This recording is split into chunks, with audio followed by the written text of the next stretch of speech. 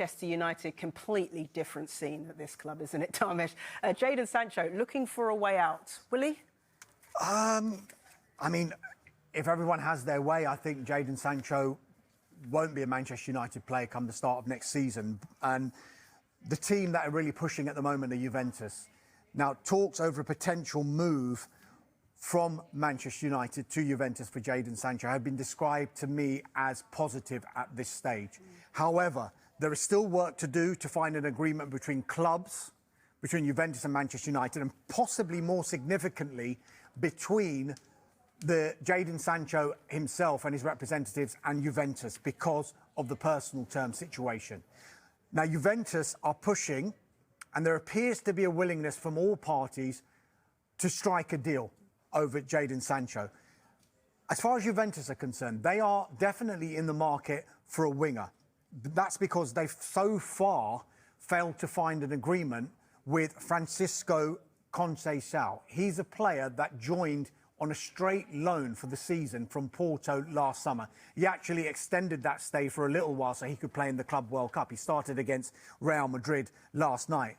However, Juventus and Porto, while they've been negotiating on a fee, there's a big gap in valuation. Hence why Juventus have probably turned their attentions for now onto Jadon Sancho. Right. Sancho himself is understood to be open to the move after failing to agree terms. We go back to those personal terms again with Chelsea, because remember, Chelsea had an obligation to buy Jadon Sancho after his loan spell, but they wanted to renegotiate his contract.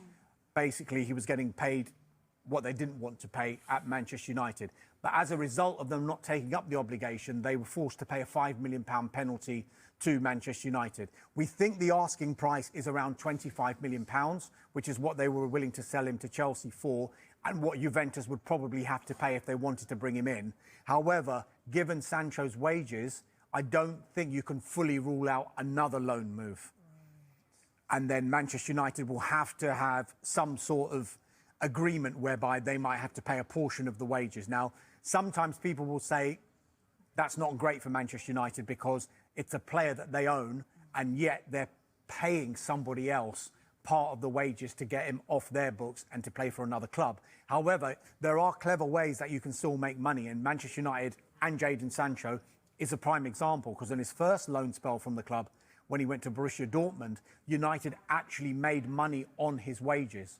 Because at the start of that deal, Manchester United were paying a portion of the wages, but it went up the amount that Borussia Dortmund would have to pay depending on his performance and what Borussia Dortmund did for the rest of that season. Right. He played well. Borussia Dortmund got to the Champions League final, and it got to the point where Dortmund actually paid more than United would have had to have paid had Sancho stayed at the club. OK. It just feels like another loan move is just delaying the inevitable. But, Mark... Well, just to interrupt you there, I mean, it's got to come to a head sooner rather than later. Exactly. He's got a year left on his contract, albeit United do have an option for a further year. OK. And Mark, there's still quite a few players at Manchester United whose futures are up in the air. When do we get clarity on these things? Well, if someone picks up the phone to Manchester United today, they're going to get quoted one price. If those players are still in the Manchester United building in 6 weeks' time, the price will change. Now, there's potentially, 4 players that could be departing, certainly, in the ones we've been speaking about. Dharmesh has mentioned Jadon Sancho. The other players there, obviously Marcus Rashford, who has 3 years left on his current contract. Another one of those big hitters who's on big money as well. Big wages. Big wages, which will be a stumbling block for a number of sides. Antony's the other one who had that successful loan spell at Real Betis, but he still has a couple of years left on his Old Trafford deal.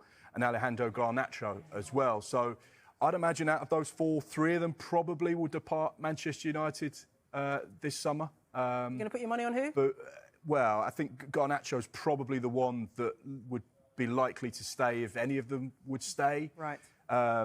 However, he would represent the best PSR profit alongside Marcus Rashford because of his time at the football club and what he cost them. We know that there were heavy investments in Jadon Sancho and Antony, so therefore the book price on those players will change, and we know that PSR is such a big factor in what clubs do and how they do business at the moment. But again, you need someone to come to the table. You need someone to pick up the phone to Manchester United and say, right, we want Marcus Rashford, we're prepared to pay you this, and we're prepared to give him this chunk of the wages that he's currently on. And that hasn't happened yet. A player of his quality. Well, I think Marcus Rashford, is so talented. He's an exceptional player, and you saw in moments at Aston Villa last season that he could still do it at the highest level. He said publicly he's got a desire to play in the Champions League. The likelihood of him playing for those sides in the Premier League and the Champions League, Man City, no. Liverpool, no. Newcastle, probably not. So therefore, he's going to have to go into Europe. We know that he is on a list at Barcelona. However, Nico Williams is on that list. Luis Diaz is on that list.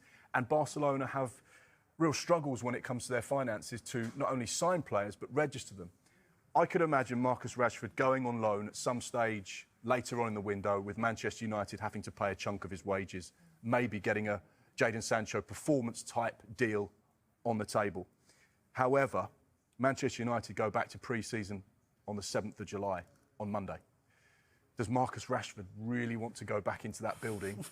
Does Jadon Sancho really want to go back into that building with everything that's happened over the course of the last 6, 12, 18 months? And does Amorim want them there, disrupting things? If they might come in with a clean slate and say, no, I'm here to crack on and play. Yeah.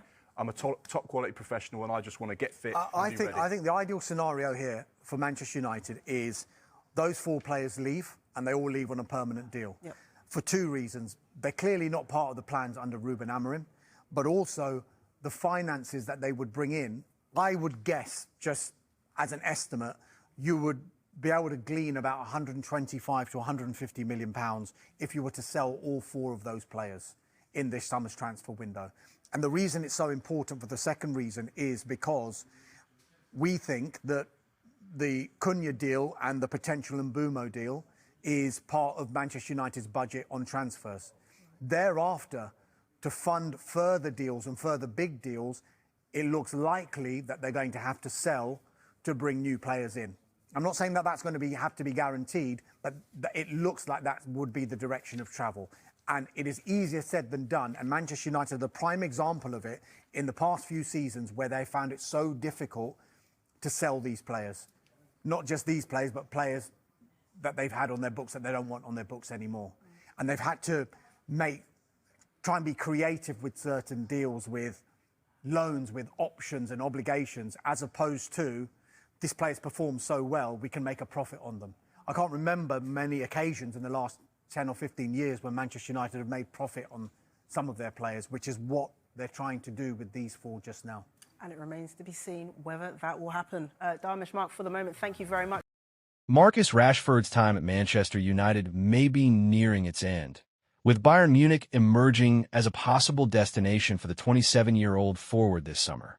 After a mixed loan spell at Aston Villa, where he registered 4 goals and 6 assists in 17 appearances, Rashford is set to return to Carrington for pre-season training amid growing uncertainty over his role at Old Trafford.